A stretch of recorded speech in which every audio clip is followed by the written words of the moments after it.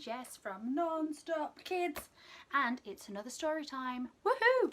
And today's story is about a queen, a very regal queen, but not just any queen, a snow queen. Now I know it's nearly summer, but we can still imagine it's cold and wintry, can't we?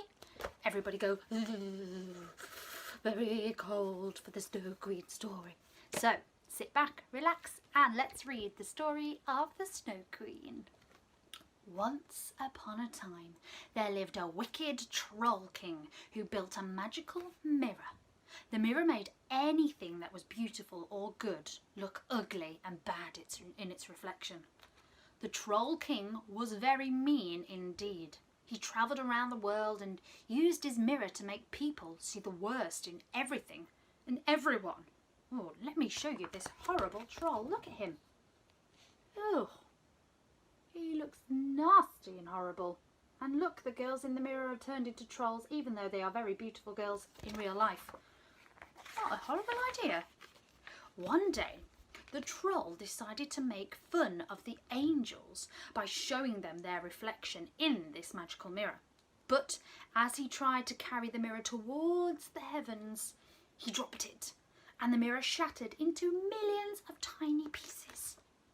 A strong wind picked up the magical mirror and all the pieces and blew them all over the earth. Tiny fragments of mirror were blown into people's eyes, making them see the world as a foul and rotten place. And when a mirror fragment touched someone's heart, it froze them, hard like ice, so they never felt joy again. Oh my goodness. Let's all freeze like a statue after 3. Ready? 1, 2, 3. Imagine one of those mirror fragments have touched you and now you're frozen. Oh, and relax. Very good. Oh, look. There's the mirror. It's been shattered into all those pieces.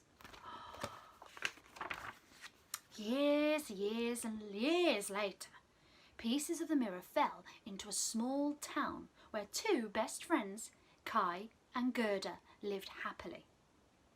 As the friends read a book together, a splinter of the broken mirror flew into Kai's eye and another pierced his heart. In an instant, everything changed. Kai destroyed the roses he and Gerda had planted together, and he argued and taunted her over the smallest things. Soon, the friends rarely played together anymore. So the pieces of the mirror have turned Kai into a mean and nasty little boy. But he wasn't like that before. The next winter, Kai was playing alone in the snow when a giant carriage drew up beside him. The mysterious driver called Kai over, and he found himself staring into the piercing blue eyes of the Snow Queen. Kai was spellbound, and when the Snow Queen invited him in to ride with her, he was powerless to resist. Let me show you the Snow Queen. There she is in her carriage, and Kai's absolutely gobsmacked. I wonder where they're going to go. Kai was fearful and numb with cold. Seeing that he was afraid, the Snow Queen kissed him on the forehead. Oh, she seems quite nice. Immediately, the cold and all his memories disappeared, and the Snow Queen drove her carriage on and on towards her ice palace home. Oh, she's got an ice palace. When Kai did not return home, the people of the town thought he must have drowned in the river. But his loyal friend Gerda felt sure that he was still alive. First, Gerda took her boat to the river and offered her new shoes as a gift if the river returned her friend.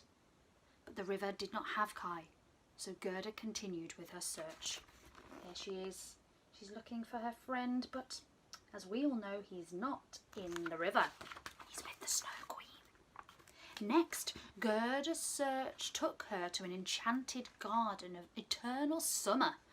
The fairy who owned the garden was very lonely, so she cast a magical spell to make Gerda forget everything and stay.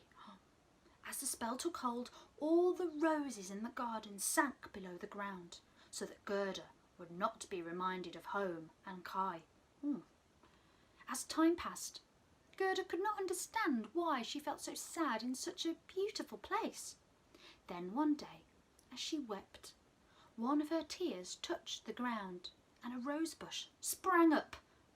The flowers whispered to Gerda that Kai was not dead, and with that the fairy spell was broken. Woohoo! Well, let me show you the fairy. There she is. She put a spell on Gerda, so she forgot all about her friend, but as soon as her tears touched the flower, she remembered. Gerda escaped from the enchanted garden, and after walking for many, many miles, she met a raven. By now, Gerda was very hungry, so she was grateful when the kind raven gave her some bread. As Gerda ate, she told the raven all about the search for her friend. The raven listened very, very carefully. Then he told Gerda about a princess and her quest to find a husband who was both clever and funny. It's very rare. The princess had found her perfect prince, and the raven believed that the prince might be Kai. Gerda was excited by the raven's news and went in search for the princess's palace. But when she arrived, she discovered that the prince the raven spoke about was not her dear friend at all. The prince and the princess felt very sorry for Gerda, so they gave her some warm clothes and a fine carriage so that she continued her search. Look, that's not Kai at all. That's a prince. Kai doesn't look like that, does he? Not long after Gerda left the palace, robbers spied her fancy carriage and attacked it. Luckily, a little robber girl took pity on Gerda, so the other robbers did not harm her and took her back to their hideout. Oh my goodness, she's going on a massive journey, isn't she? There, the little robber girl kept wood pigeons and a reindeer tied up as pets. One night, while the little robber girl slept, the raven came to visit Gerda and spoke to the wood pigeons. Cooing quietly, they told the raven that the Snow Queen had taken Kai to Lapland. In the morning, Gerda told the little robber girl what the wood pigeons had said. The little robber girl could see that Gerda was really upset, so she agreed to set her free and let her take her reindeer to ride on. So she was allowed to go and find her friend after all. That magical raven, eh? It was a long journey to the Snow Queen's palace, and Gerda made 2 stops. The first was at a Lapp woman's house. The Lapp woman told Gerda that the Snow Queen had moved from her summer palace in Lapland to her winter palace in Finnmark. So there's the woman, the Lapp woman, around a roaring fire. The second stop was at a Finn woman's house. The Finn woman told the reindeer that the secret of Gerda's special power to save Kai from the Snow Queen was in her innocent child's heart. And there's the reindeer. So the secret's within her heart. When Gerda reached the Snow Queen's palace, she was stopped by icy snowflakes that were guarding it. But when she said a prayer, her breath took the shape of angels who battled with snowflakes so that she could enter the palace safely. Once inside, Gerda found Kai all alone on a frozen lake.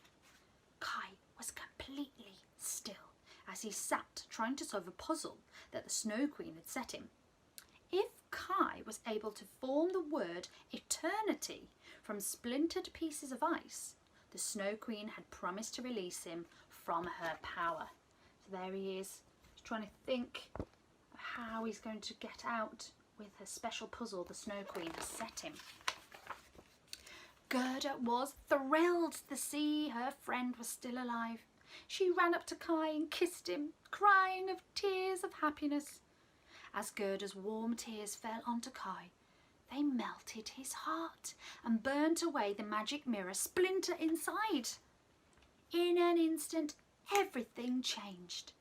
Able to feel once more, Kai began to cry too, and his tears dislodged the splinter from his eye. Kai was back to normal. He was a healthy and a happy boy once again. So there the tears. So the secret was Gerda's tears. to unlock his frozen heart and to get the splinter out of his eye, he cried. Kai and Gerda danced joyfully on the frozen lake, and splinters of ice joined them, spinning and swirling and twirling around. When the reunited friends tired of dancing, the ice splinters fell down to spell eternity. The Snow Queen's spell was broken, and Kai was free to return home with his very best friend, Gerda. There they are, dancing around. So dancing made the snow splinters spell eternity and instantly broke the curse. Everybody say hooray! Wow, I love that story, although it has made me feel a little bit chilly. Everybody show me their cold statues. But now we are released from the Snow Queen's curse and everybody melts. We're free! Hooray! Oh, well, fantastic. I love that story and thank you for joining me. I had a lovely time.